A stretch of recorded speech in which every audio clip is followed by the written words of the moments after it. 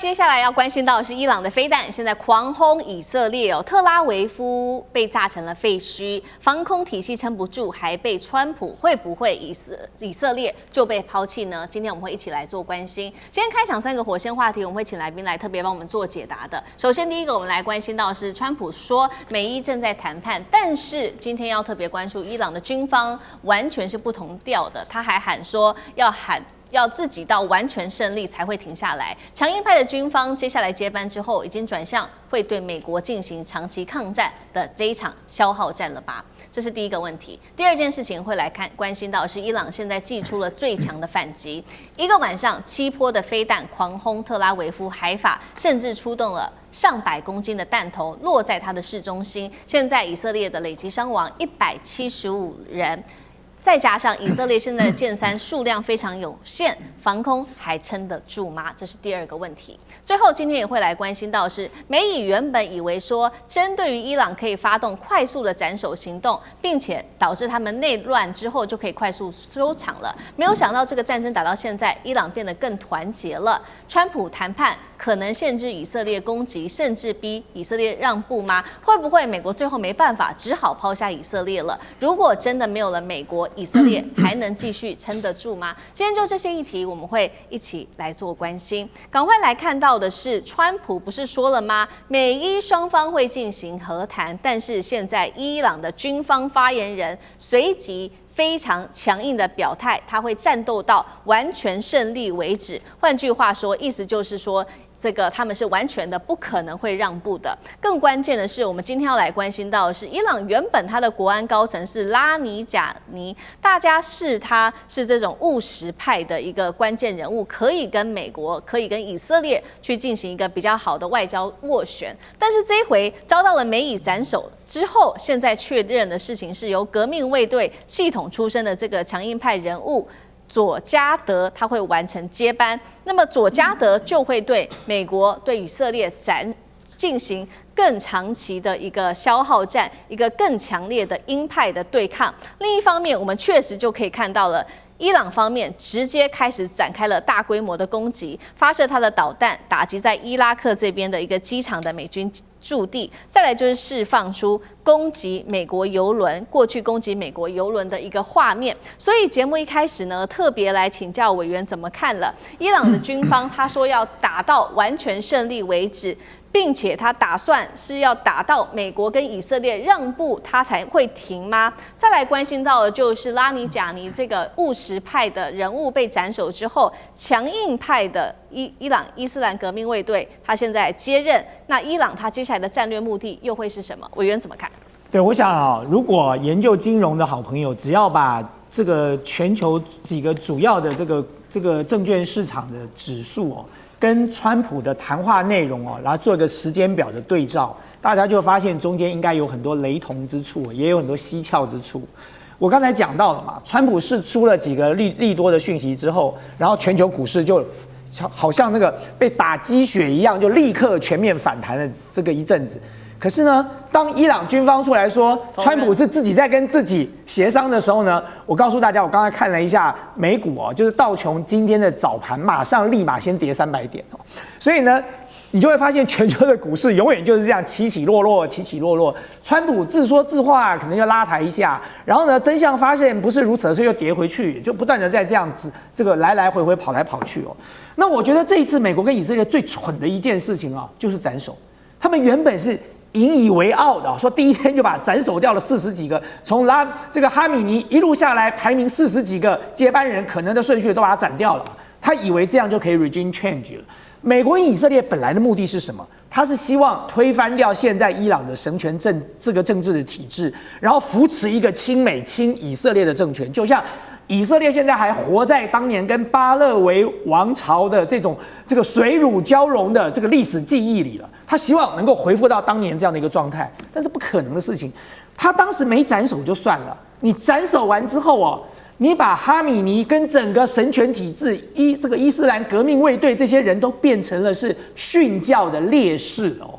所以他們的地位馬上就改變了。就原本哈米尼在的時候，可能還有反對他的人，可是你把他斬首了，你叫誰去反誰呢？都沒有哈米尼了，到底要推翻誰呢？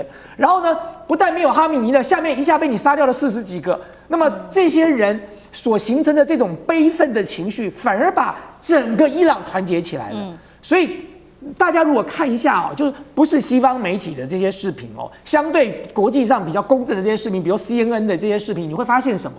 你會發現德黑蘭儘管在夜晚被轟炸的時候，在德黑蘭的街頭還是有成千上萬的人在抗議示威美國跟以色列，他們無懼於頭上的炸彈一顆一顆的掉下來，他們就站在那裡。大家看看那是一個什麼樣的情緒跟什麼樣的氛圍啊！所以在這種情況下，怎麼可能和談？然後拉尼賈尼也不是美國幹的，就是以色列幹的嘛。所以當拉尼賈尼被暗殺的時候，美國第一時间就跳出來說這件事情我不知道，跟我無關，是以色列幹的。然後以色列又想把美國拉下水，說這件事情我有告訴美國。很明顯的，拉尼賈尼是本來伊朗對西方的一個重要的窗口跟管道，以色列就是不想協商跟和談所以把這個管道給獵殺掉了。他就擺明說，看吧，看你這個川普要跟誰談呢？拉尼賈尼已經被暗殺掉了，還剩下誰跟你談？所以我剛才才講說，這個以色列根本就不希望這個和談產生。那對伊朗來講，他全國的軍民同胞都像剛才苑老師說的，要魚死網破了，就跟這個以色列拼個你死我活了，更別提說他撐了20幾天。他耗盡了美國跟以色列的防空飛彈系統，現在眼看着就是他吃瓜收拾這個收穫成果的時刻了。現在再過個這個7天8天，他射的飛彈恐怕以色列跟美國都沒有任何的防空飛彈系統可以攔截了。他如願的可以把以色列夷為平地了。在這個時候，你告訴我說他要和談，這有可能嗎？他明明就可以消滅以色列了，這個是垂手可得的勝利，他有什麼必要要和談？他拼着德黑蘭變成一片廢墟了，他當然要以色列賠賬啊。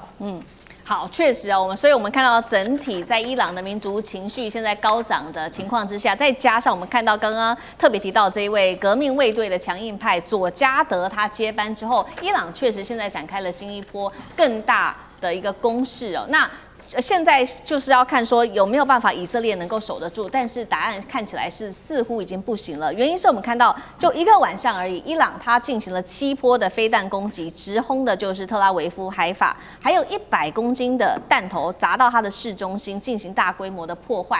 對比在去年，大家還記得嗎？當時的12日戰爭，這一次來做相比，這一次可以看到這個以色列它的防空系統幾乎是失效了。那傷亡數字也帶觀眾朋友稍微關心一下伊朗這一波攻擊4個地點，造成了6個人受傷，再加上先前針對他們的南部設施這個核設施附近做的攻擊，一共是造成了175人傷亡。以色列自己也承認了，說現在他們手中的劍3不是無底洞，你要去攔截這些飛彈，這個數量其實是相當有限的所以以色列怎麼做呢？他就去求美國了，說我們要更多的攔截彈跟軍備。重點是美國會繼續願意挺以色列到底嗎？還是可能會拋棄以色列呢？那他的防空神話是不是可以說以色列已經被打破了？幹哥怎麼看？好，那最新的攻擊一晚7波，它針對了特拉維夫海法這些都是以色列最重要的城市。然後当然，它跟耶路撒冷在這幾個城市都是齊名的。可是你知道前幾天去攻擊那個 Dimona 是什麼地方 ？Dimona 就是以色列的核子研究所的所在地。講穿了啦，他們的這個鈾庫存都在 Dimona 就對了啦。所以以色列很緊張啊，這個地方被打到了，總共有差不多快要175個人受傷啊。雖然沒有一個人死掉，可見得伊朗是打得到的。光是打得到就很害怕了，你知道為什麼嗎？那國防部就被問啊，對不對？準將阿查夫就出來說，我們還沒有用到箭式飛彈，箭3Arrow 3，對，那屬於要攔截那種從那個這個大氣層外再飛回來的那種洲際彈道飛彈，那是高階攔截系統，那不能用那個啊，用到那個就等於是把看家的寶都拿出來用了。那現在你只能用鐵穹跟什麼大衛彈弓，也就是大衛投石所以色列的3大的防空支柱。但另外還有一個就是愛國者。那愛國者呢，其實我跟你講被用的最多了。為什麼你知道？以色列有一個想法，這個我自己產不出來的東西我先留着。先用，先留着。我先用那個別人可以拿得到的東西，哪裡美國可以給的，就是愛國者飛彈。但是愛國者飛彈在以色列的這個使用的那個記錄裡面，他們是最多的、最成熟的。那通常來講的話，都是要2枚來去攔1枚。現在他發現伊朗打過來的飛彈不能再用愛國者了，為什麼？愛國者1枚要400萬美金，太貴了。所以為什麼這次沒有攔到 Dimona 沒有那個城市沒有攔到那個伊朗打過來那個海巴爾飛彈？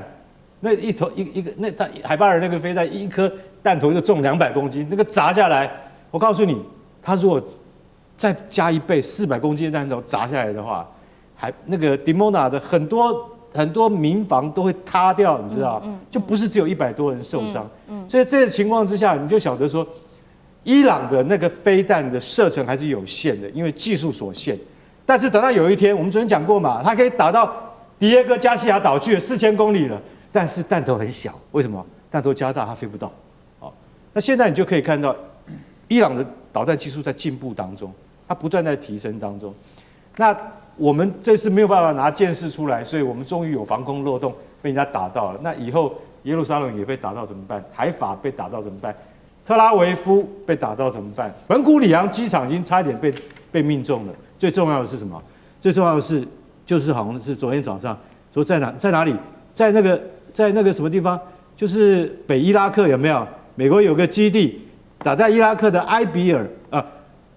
伊拉克的埃爾比勒機場的美軍基地。埃爾比勒機場是什麼？就是跟庫德族合作的。為什麼你知道？因為伊拉克的庫德族他在海珊政權在的時候被迫害得很慘嘛。美軍一來，來，庫德族是來，我跟你講，我們一起成立共同基地。伊朗很早就想打這個地方了，今天終於打到了。你知道打過去死了多少人嗎？死了6個人。雖然都是庫德族民兵，可是美國也嚇一跳啊！為什麼？美國在這邊沒有防禦系統啊？為什麼？他相信伊朗打不到這邊，我打到了。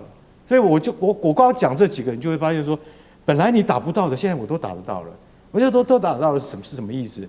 是因為伊朗它的報復的能力已經超出了美國跟以色列的評估之外，所以這些地方都打到，下一次要付出的人命代價恐怕就會更高昂，而不是現在只有幾個人死亡而已了。我覺得美國跟以色列現在真的是要想說，你要讓伊朗更大的報復嗎？還是說要真的上談判桌呢？川普，你不要再痴人說夢，要趕快做。好，這場戰爭打到現在，看到美國跟以色列也都看到了伊朗現在一直打到現在28天為止，源源不絕的這個飛彈跟它的射程是越來越遠。那所以他們其實也在思考說，當初是不是有誤判這一場戰略誤判的一個問題呢？那我們先來看到，其實呢，美國跟以色列當初想好的劇本是說，這場戰爭其實是可以快速結束的。首先，他們就是斬首伊朗的這個高層之後，伊朗就會內亂了。他們是預想這樣子，然後就會結束這場戰爭。這個劇本是誰想的？是以色列的摩薩德想的。然後呢，把這個想法傳達給川普之後，川普就定案，就突襲了伊朗。結果沒有想到，現在打到現在這個戰爭收不了尾了。然後還導致伊朗內部更團結，美軍陷入長期的消耗戰。現在美國如果要收手的話，以色列有辦法自己有可能去拋下以色列了嗎？那以色列有沒有可能自己單獨去面對伊朗？岳老師又怎麼看？我先把這個問題講清楚一點啊，就是說沒有美國，以色列就是沒有辦法單獨面對伊朗啊，因為人數的話呢是它的8、9倍了，那個國土面積的話164萬平方公里。大家知道以色列才1.7萬平方公里，連着他自己賺到的，合起來不是這個情況，我們都非常清楚。但是你問我的問題，講說摩薩德有沒有戰略誤判？我認為沒有，摩薩德就是故意要講一個非常好聽的計劃，讓這個又笨又壞的川普直接跳進來，一跳進去就發覺哇，通通都是軟沙子，一陷就不得了，美國陷進去了。所以美國現在，你現在坦白講。大家都知道，美國現在走也不是，不走也不是。伊朗就說明，你走你要賠償，你不走的話，我們就打到底。為什麼伊朗剛剛越打越準？人家都故意漏的。我就要告訴大家說，什麼叫摩薩德？請大家記住一件事情：當年1948年以色列成立的時候，從伊朗回來的猶太人就佔了當時以色列人口的1/3，大家就知道，在中東地區的猶太人很奇怪，不曉得為什麼，一聽到以色列建國，通通愛國愛得不得了。這是為什麼摩薩德的內奸這麼厲害？因為他們在伊朗根本都看不出來。就像說我們在這邊的話呢，就我們這樣子的話，你根本看不出來誰是誰。我自己在留學的時候就認得一個巴格達的猶太人，他講阿拉伯文跟阿拉伯人是一模一樣，但是他就深深的愛以色列，還回到以色列去當兵。所以說在這種情況下，以色列的摩薩德厲害就是人了。像我們長這個樣子，一跑到歐洲去當間諜，他一眼就認出來了，對不對？但是摩薩德情況就很不一樣，他哪裡都有。大陸的河南的猶太人也很愛以色列啊，這個你在網絡上都可以看到。好，你第二個的話呢，就會問到說，那個川普會拋下以色列退場嗎？沒有可能，為什麼？因為大家完全低估了猶太人在美國的社會的影響力是全面的。我舉一個例子，大家知道，一開始的時候就是在那個什麼，就是在反對的時候，為了什麼，就是加沙走廊的事情的時候，美國所有的常春藤學校裡面，哥倫比亞大學、MIT 大學還有哈佛大學的學生全部跑出來示威。紐約的猶太人就來了一輛車，把所有示威的學生照片一張這樣，然後說這些人永遠不要在華爾街工作。你知道嗎？你讀常春藤的大學永遠不能在華爾街工作，等於是還不清那個學貸啊！而且另外的話呢，3個學校校長他們就堅持把它換掉。這種力量的影響，這個還得了啊！我們現在一提到美國大學一抗議示威，台灣的那個總統都掃息立正的，那猶太人基本上的話呢做這種事情，所以川普會拋下以色列進場嗎？他自己的女婿，他自己的女兒，他自己就基本上他都已經非常相信猶太人這一套，所以猶太人的這一套是我們真正該討論的議題。但猶太人他不會有戰略錯誤的問題，因為他們的像納坦雅胡最近笑得好高興，就我們準備了30-40年，就是要把美國拉下來對付伊朗，現在成功了，他已經成功一半了。而且我說一句良心話，現在特朗普被炸成這樣子，伊朗現在全面團結，我告訴你，以色列80%以上人支持這場戰爭，全面團結。現在美國大分裂，所以說這個一定要讓我們的觀眾了解到這個問題嚴重到，人家2個原來要打了，美國現在沒事幹跑進去，美國歷代的總統都不能打，他們都看得清楚，我們都看得懂了，他看不懂，只有川普很笨，真的很笨，又傻乎乎的又壞，就進去了。我講的真的就這個道理啊。對啊。好，謝謝苑老師。那我們休息一下，馬上回來。地緣政治、美中之爭、戰略價值、強權崛起、小國生存，現在與未來洞悉事件走向，掌握世界脈動，全球觀點盡在環球大